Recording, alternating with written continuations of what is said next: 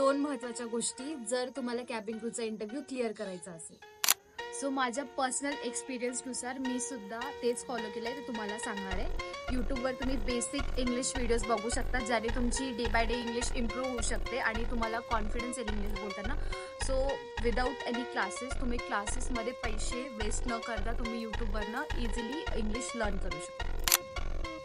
Second common problem जो मी notice केला आहे की खूप मुलींना अंडर कॉन्फिडंट फील होतं. सो बेसिकली जसं मी बोलले की फर्स्ट पॉईंटमध्ये की जर तुमचे इंग्लिश जर तुम्ही ऑटोमॅटिक लर्न केलं तर तुमचं डायरेक्टली कॉन्फिडन्ससुद्धा वाढतो. सो बेसिकली हे दोन्ही गोष्टी एकमेकांना प्रपोर्शनल आहे. सर जर तुम्हाला कॉन्फिडन्स आहे तुम्ही इंग्लिश बोलू शकता आणि जर इंग्लिश चांगली तर कॉन्फिडन्स बिल्ड करू शकता.